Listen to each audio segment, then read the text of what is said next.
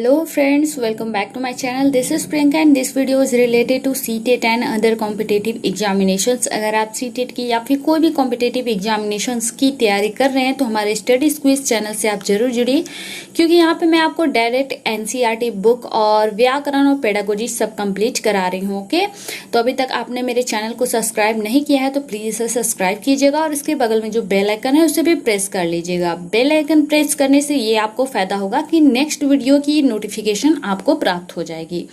तो अब मैं बात कर ले रही हूँ जो फिलहाल अभी आप स्क्रीन पे देख रहे हैं, तो ये है NCERT बुक क्लास 7 का हिस्ट्री और जियोग्राफी और पॉलिटी ऑलरेडी कंप्लीट हो चुका है। क्लास 6 का साइंस और सोशल साइंस दोनों कंप्लीट हो चुका है। ओके, तो अगर आप पेपर 2 की तैयारी कर रहे हैं तो हमारे चैनल से जरूर जुड़िए। और पेपर 1 के लिए भी 3 to 5 मैथ और EVS कंप्लीट हो चुका है। सारे वीडियोस आपको प्लेलिस्ट पे मिल जाएंगे, वहां पे जाके देखिएगा और वहां से आप जो सब्जेक्ट की तैयारी करना चाहते हैं वीडियो को पेन खींचिए, वहां देख के आप पढ़ाई स्टार्ट कीजिए। और इन वीडियोस के अगर आप PDF फॉर्म चाहते हैं तो मुझे टेलीग्राम चैनल पे फॉलो कीजिए, वहां पे स्टडी क्विज सर्च करना है, आपको चैनल मिल जाएगा और PDF भी आपको मिल जाएगा। तो ये आज हिस्ट्री क्लास 7 की ये हमारा आज चौथा चैप्टर होगा और इस चैप्टर का जो नाम है वो है मुगल साम्राज्य। ओके, तो चलिए अब मैं स्टार्ट करती हूँ। कुछ वर्क मैं कर रही हूँ, कुछ वर्क आपको भी करना होगा जो मैं आपको टास्क के रूप में दूंगी। ओके, यहाँ पे जो इम्पोर्टेंट टॉपिक होगा एग्जाम के पॉइंट ऑफ व्यू से मैं उसे कवर कराऊंगी, हालांकि टोटल ही कवर कराऊंगी, लेकिन जो एग्जाम के पॉइंट ऑफ व्यू से मुझे बिल्कुल ही इंपॉर्टेंट नहीं लगेगा मैं उसे स्किप करते जाऊंगी। तो चलिए अब स्टार्ट करते हैं। मध्यकाल में किसी भी शासक के लिए भारतीय उपमहाद्वीप जैसे बड़े क्षेत्र पर जहां लोगों एवं संस्कृतियों में इतनी अधिक विविधताएं हो, शासन कर पाना अत्यंत कठिन कार्य था। अपने पूर्ववर्तियों के विपरीत मुगलों ने एक साम्राज्य की स्थापना की और वह कार्य पूरा किया जो अब तक केवल छोटी अवधियों के लिए ही संभव जान पड़ता था। 16वीं सदी के उत्तरार्ध से इन्होंने दिल्ली और आगरा से अपने राज्य का विस्तार शुरू किया और 17वीं शताब्दी के लगभग संपूर्ण महाद्वीप पर अधिकार प्राप्त कर लिया। तो स्क्रीनशॉट अभी ले लीजिएगा, सीटेट पेपर 2 के लिए बहुत बहुत इंपॉर्टेंट है। उन्होंने प्रशासन के ढांचे तथा शासन संबंधी जो विचार लागू किए वे उनके राज्य के पतन के बाद भी टिके रहे। यह एक ऐसी राजनीतिक धरोहर थी जिसके प्रभाव से उपमहाद्वीप में उनके पश्चात आने वाले शासक अपने को अछूता न रख सके।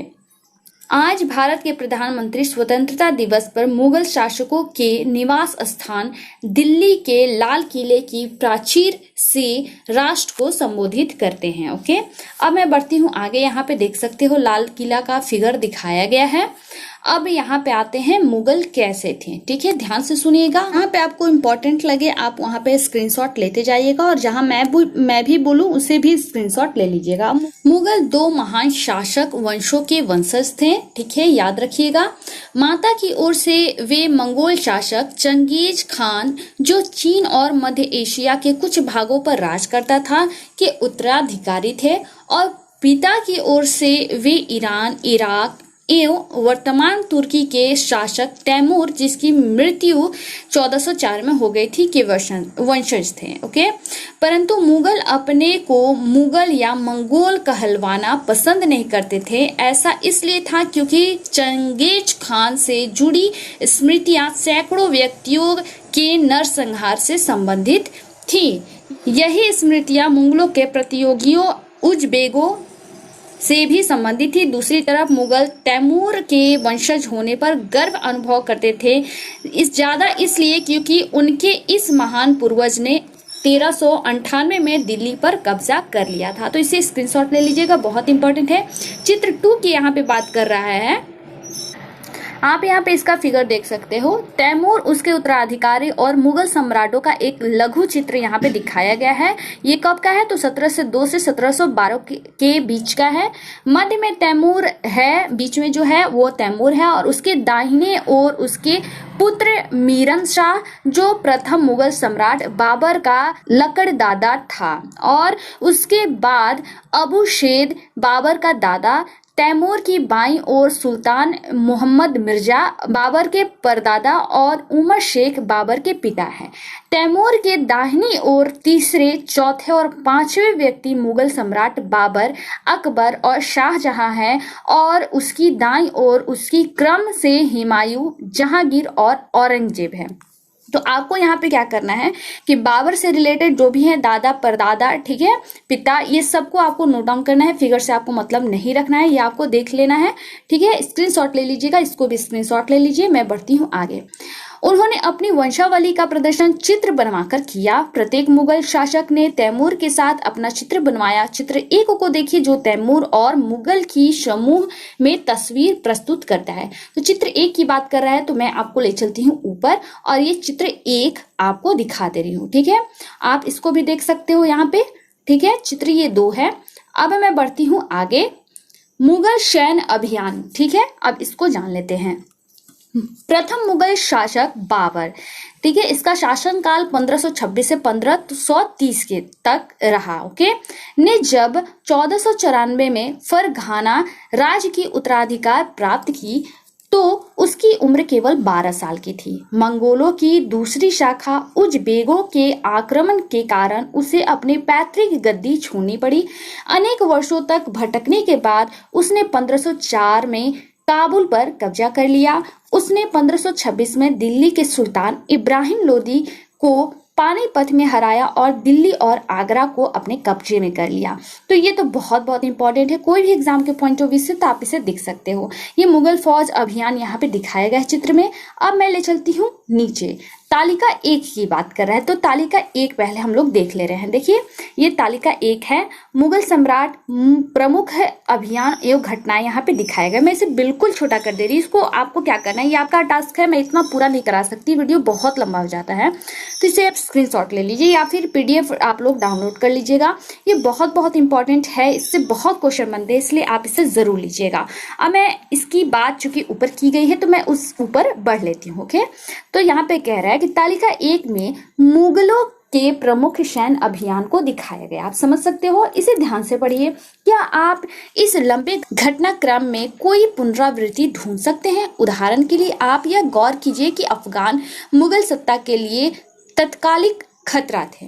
मुगलों और अहोम, जैसे जो हम लोग चैप्टर 7 में पढ़ेंगे, सिखों एवं मेवाड़ एवं मारवाड़ के संबंधों पर भी गौर करें। सफाविद ईरान से अकबर और हुमायूं से संबंधों में क्या अंतर था? क्या औरंगजेब के शासनकाल में गोलकुंडा और बीजापुर के अधिग्रहण से दक्कन में युद्ध का अंत हो पाया? ठीक है।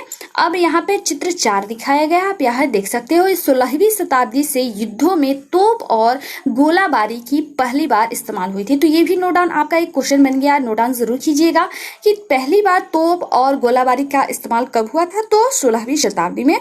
और कौन किया था? तो बाबर ने। तो बाबर ने इनका पानीपत की पहली लड़ाई में प्रभावी ढंग से प्रयोग किया था। ठीक है।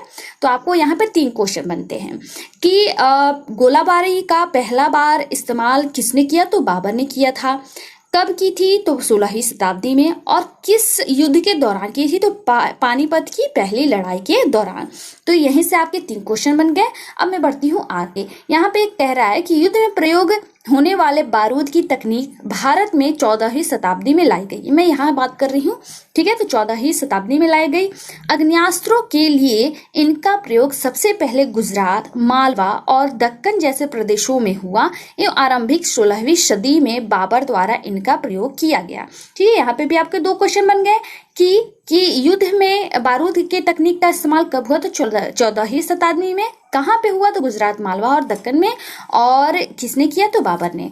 अब मैं बढ़ती हूँ यहाँ पे। तालिका तो मैंने आपको दिखा ही दिया, अब इसको भी आपको ले लेना है स्क्रीनशॉट। ये भी इंपॉर्टेंट है, बहुत बहुत इंपॉर्टेंट है। हर एक राजा के बारे में यहाँ पे दिखाया गया है, उसके शासनकाल के बारे में समझाया गया है।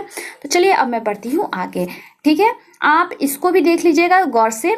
अब आती हूँ यहाँ पे कि उत्तराधिकार की मुगल परंपराएं अब कैसे थी, इसको जान लेते हैं। कि मुगल ज्येष्ठाधिकार के नियम में विश्वास नहीं करते थे। ठीक है। जो ज्येष्ठाधिकार होते थे उनके नियम में विश्वास नहीं करते थे, जिसमें ज्येष्ठ पुत्र, ज्येष्ठ पुत्र में होता है कि पुत्रों में सबसे जो बड़ा होता है, ठीक है, अपने पिता के राज्य का उत्तराधिकारी होता था। इसके विपरीत उत्तराधिकार में वे सहदायाद की मुगल एवं तैमूर वंशों की प्रथा को अपनाते थे, जिसमें उत्तराधिकार का विभाजन समस्त पुत्रों में कर दिया जाता था।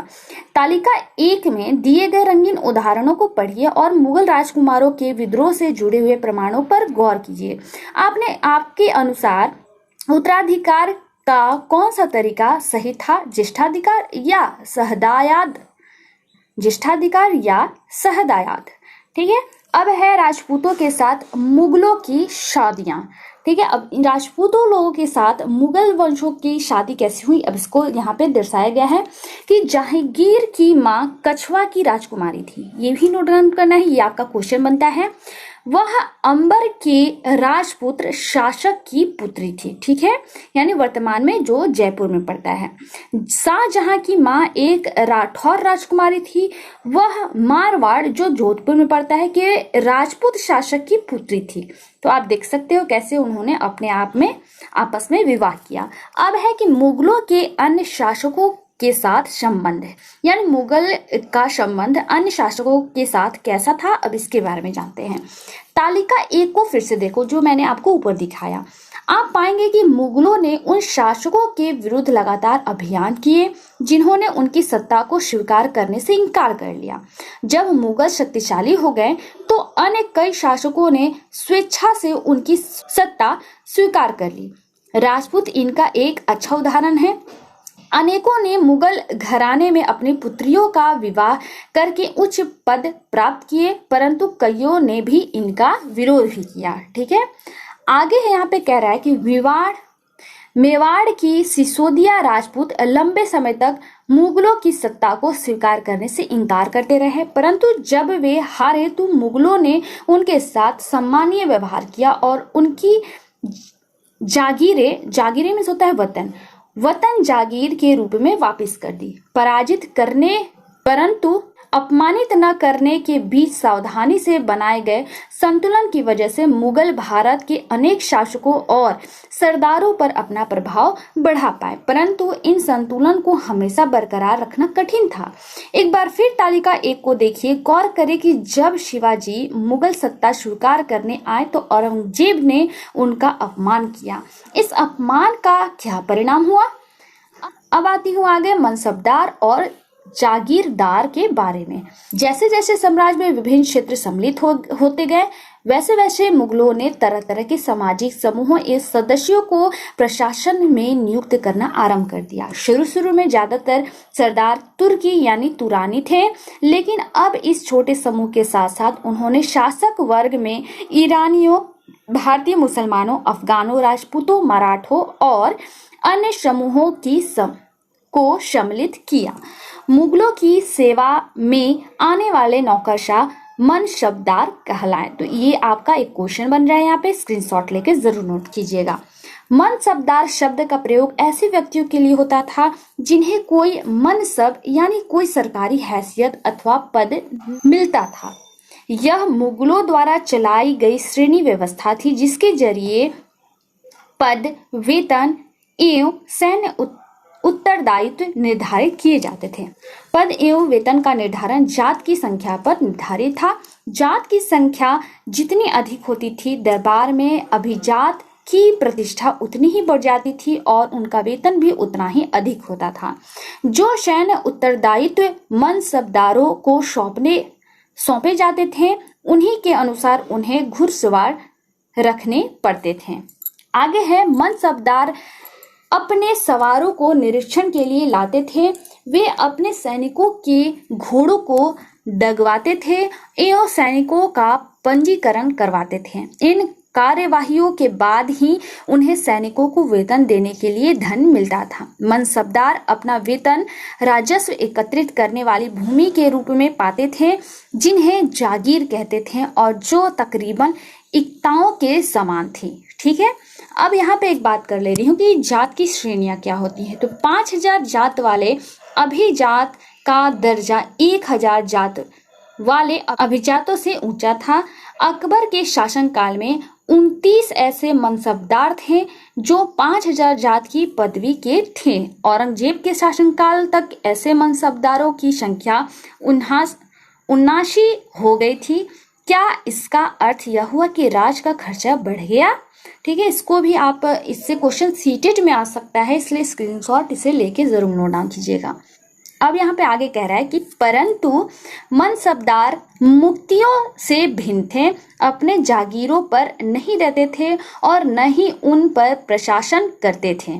ठीक है, आगे कह रहा है कि उनके पास अपनी जागीर से केवल राजस्व एकत्रित करने का अधिकार था। यह राजस्व उनके नौकर उनके लिए एकत्रित करते थे, जबकि वे स्वयं देश के किसी अन्य भाग में सेवारत रहते थे। अकबर के शासनकाल में इन जागीरों का सावधानी पूर्वक आकलन किया जाता था ताकि इनका राजस्व मनसबदार के वेतन के तकरीबन बराबर रहे।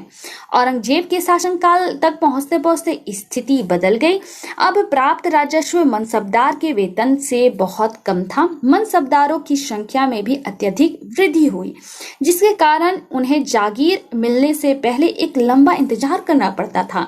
इन सभी कारणों से जागीरों की संख्या में कमी हो गई। फलस्वरूप कई जागीरदार जागीर रहने पर यह कोशिश करते थे कि वे जितना राजस्व वसूल कर सके कर लें। अपने शासन के अंतिम वर्णों में औरंगजेब इन परिवर्तनों पर नियंत्रण नहीं रख पाया। इस कारण किसानों को अत्यधिक मुसीबतों का सामना करना पड़ा। ठीक है, यहाँ पे भी आप फिगर देख सकते हो। यहाँ पे करेगा अपने सवारों के साथ एक मनसबदार अभियान पर।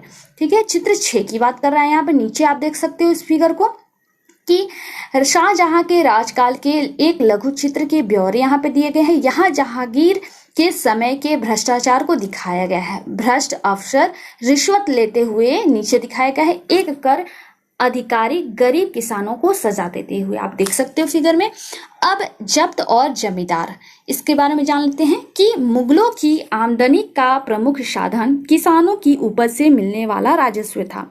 अधिकतर स्थानों पर किसान ग्रामीण कुलीनों यानी कि मुखिया या स्थानीय सरदारों के माध्यम से राजस्व देते थे। समस्त मध्यस्थों के लिए, चाहे वे स्थानीय ग्राम के मुखिया हो या फिर शक्तिशाली सरदार हो, मुगल एक ही शब्द जमींदार का प्रयोग करते थे। अकबर के राजस्व मंत्री टोडरमल ने 10 साल 1570 से 1580 के बीच की कालावधि के लिए कृषि की पैदावार, कीमतों और कृषि भूमि का सावधानी पूर्वक सर्वेक्षण किया। इस आंकड़ों के आधार पर प्रत्येक फसल पर नगद के रूप में कर यानी राजस्व, जिसे टैक्स भी कहते हैं, निश्चित कर दिया। प्रत्येक सूबे यानी प्रांत को राजस्व बांटा गया और प्रत्येक की हर फसल के लिए राजस्व दर की अलग सूची बनाई गई। राजस्व प्राप्त करने की इस व्यवस्था को जब्त कहा जाता था। यह व्यवस्था उन स्थानों पर प्रचलित था जहां पर मुगल प्रशासनिक अधिकारी भूमि का निरीक्षण कर सकते थे और सावधानी पूर्वक उनका हिसाब रखते थे। ऐसा निरीक्षण गुजरात और बंगाल जैसे प्रांतों में संभव नहीं हो पाया। कुछ क्षेत्रों में जमींदार इतने शक्तिशाली थे कि मुगल प्रशासकों द्वारा शोषण किए जाने की स्थिति में वे विद्रोह कर सकते थे। कभी कभी एक ही जाति के जमींदार और किसान मुगल सत्ता के खिलाफ मिलकर विद्रोह कर देते थे। 17वीं शताब्दी के आखिर में ऐसे किसान विद्रोहों ने मुगल साम्राज्य के अस्थायित्व को चुनौती दे दी। अकबर नाम एवं आईने अकबरी, ठीक है, ये बहुत इंपॉर्टेंट है, इसलिए इसे स्क्रीनशॉट आप ले लीजिएगा, पढ़िएगा जरूर। क्वेश्चन इससे तो डिट्टो सीटेट में बनेगा ही बनेगा। आती हूँ अकबर की नीतियां। नजदीक से एक नजर ले लेते हैं कि प्रशासन के मुख्य अभिलक्षण अकबर ने निर्धारित किए थे और इनका विस्तृत वर्णन अबुल फजल की अकबरनामा विशेषकर आईने अकबरी में मिलता है। तो ये रिलेटेड अकबर से है और इसके लेखक कौन हो जाएंगे? तो अबुल फजल हो जाएंगे। ओके, अबुल फजल के अनुसार साम्राज्य कई प्रांतों में बटा हुआ था जिन्हें सूबा कहा जाता है। सूबों के प्रशासन सूबेदार कहलाते थे जो राजनैतिक तथा सैनिक दोनों प्रकार के कार्यों का निर्वाह करते थे। प्रत्येक प्रांत में एक विधि अधिकारी भी होता था जो दीवान कहलाता था। कानून और व्यवस्था बनाए रखने के लिए सूबेदार को अन्य अफसरों का सहयोग करना पड़ता था।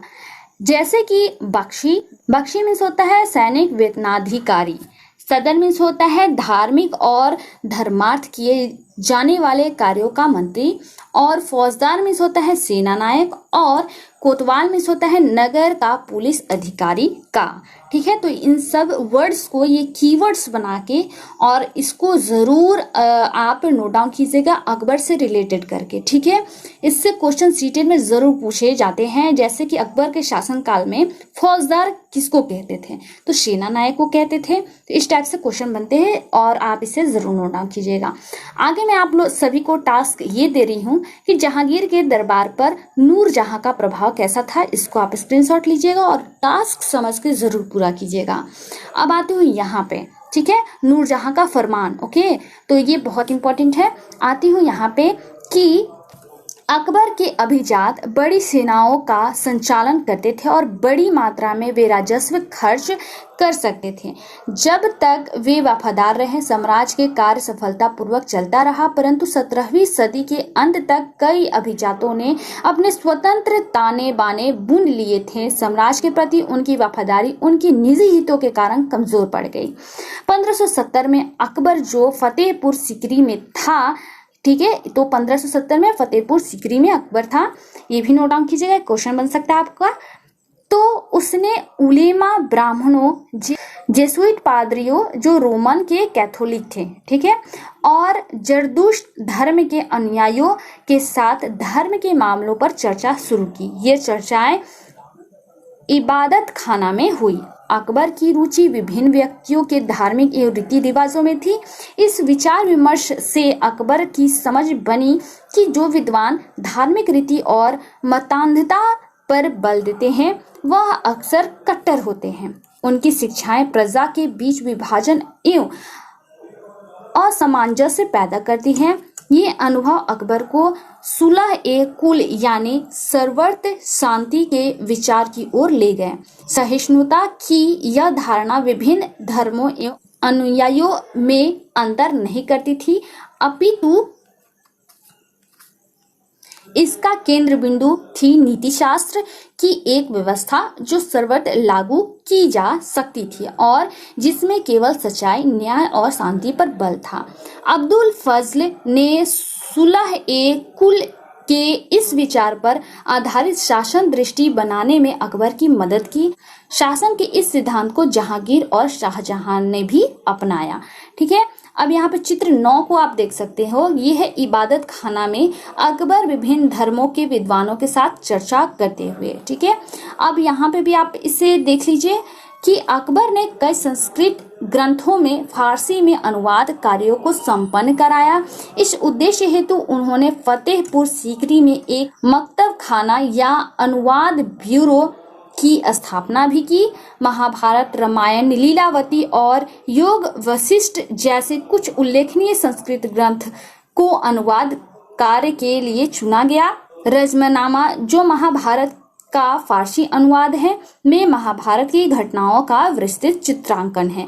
तो ये भी आपका एक क्वेश्चन बन रहा है, इसे स्क्रीनशॉट लीजिएगा और जरूर नोट डाउन कीजिएगा। सुलह ए कुल, इसको आपको जरूर पढ़ना है, स्क्रीनशॉट ले लीजिएगा। मैं बढ़ती हूँ आगे। 17वीं सदी में और उसके पश्चात मुगल साम्राज्य। वीडियो लंबा हो जा रहा है लेकिन क्या करूं मैं, चैप्टर ही लंबा है तो वीडियो लंबा ऑलरेडी होगा ही, प्लीज मैनेज कीजिए। मुगल साम्राज्य की प्रशासनिक और सैनिक कुशलता के फलस्वरूप आर्थिक और वाणिज्यिक समृद्धि में वृद्धि हुई। विदेशी यात्रियों ने इसे वैसा धनी देश बताया जैसा कि किसी कहानियों में वर्णित होता है, परंतु यही यात्री इसकी प्रचुरता के साथ मिलने वाली दरिद्रता को देखकर विस्मित हो गए। सामाजिक असमानताएं साफ दिखाई पड़ती थी। शाहजहां के शासनकाल के 20वें वर्ष के दस्तावेजों से हमें पता चलता है कि ऐसे मनसबदार जिनको उच्चतम पद प्राप्त था कुल 8000 में से 445 ही थे। कुल मनसबदारों की एक छोटी संख्या 5.6% को ही साम्राज्य को अनुमानित राजस्व का 61.5% स्वयं उनके व उनके सवारों के वेतन के रूप में दिया जाता था। मुगल सम्राट और उनके मनसबदार आय का बहुत बड़ा भाग वेतन और वस्तुओं पर लगा देते थे। इन खर्चों से शिल्पकारों और किसानों को लाभ होता था, चूंकि वे वस्तुओं और फसल की पूर्ति करते थे, परंतु राजस्व का भार इतना था कि प्राथमिक उत्पादों किसानों और शिल्पकारों के पास निवेश के लिए बहुत कम धन बचता था। इनमें से जो बहुत गरीब थे, मुश्किल से अपना पेट भर पाते थे, वे उत्पादन शक्ति बढ़ाने के लिए अतिरिक्त साधनों में, औजारों और अन्य वस्तुओं में निवेश करने की बात सोच भी नहीं सकते थे। ऐसी अर्थव्यवस्था में ज्यादा धनी किसान, शिल्पकारों के समूह, व्यापारी और महाजन ज्यादा लाभ उठाते थे। आगे कह रहा है यहाँ पे कि मुगलों की कुलीन वर्ग के हाथों में बहुत धन और संसाधन थे, जिसके कारण 17वीं सदी के अंतिम वर्षों में वे अत्यधिक शक्तिशाली हो गए। जैसे जैसे मुगल सम्राट की सत्ता पतन की ओर बढ़ती गई, यानी खत्म होते गया, वैसे वैसे विभिन्न क्षेत्रों में सम्राट के सेवक स्वयं ही सत्ता एवं शक्तिशाली केंद्र बनने लगे। इसमें से कुछ नए वंश स्थापित किए और हैदराबाद एवं अवध जैसे प्रांतों में अपना नियंत्रण जमाया। यद्यपि वे दिल्ली के मुगल सम्राट को स्वामी के रूप में मान्यता दे रहे थे, तथापि 18वीं शताब्दी तक साम्राज्य के कई प्रांत अपनी स्वतंत्र राजनीतिक पहचान बना चुके थे। इनके बारे में हम 10वें अध्याय में विस्तार से चर्चा करेंगे। ओके, यहाँ पे आया राजा और रानियां, यहाँ पे भी इसको स्क्रीनशॉट लेके आपको जरूर पढ़ना है। चैप्टर लंबा था, इसलिए प्लीज आप मैनेज कीजिएगा। कल्पना कीजिए, ये इंपॉर्टेंट नहीं है, यहाँ पे है इसे सही जोड़े बनाइए, तो ये बहुत इंपॉर्टेंट है। स्क्रीनशॉट लेके जरूर कीजिएगा, ये आपका टास्क है, समझ लीजिएगा। 20 शब्द यहाँ पे दिए गए हैं, ये भी कोई इंपॉर्टेंट नहीं है, लेकिन आप देख लीजिएगा, ये स्क्रीनशॉट लेते जाइएगा सभी आप, बहुत बहुत इंपॉर्टेंट है, ये रिकॉल आप लोग के लिए हो जाता है। तो ये था आज का चैप्टर जो हो गया है यहीं पे समाप्त। वीडियो पसंद आता है प्लीज इसे लाइक शेयर जरूर किया कीजिएगा। चैनल पे अगर आप हमारे नए होंगे तो इसे सब्सक्राइब भी कर लीजिएगा और इसके बगल में जो बेल आइकन होगा उसे जरूर प्रेस कीजिएगा, ताकि नेक्स्ट वीडियो की नोटिफिकेशन आप सभी को मिल पाए। तो चलिए, मैं मिलूंगी नए वीडियो में नई जानकारी के साथ, तब तक के लिए धन्यवाद।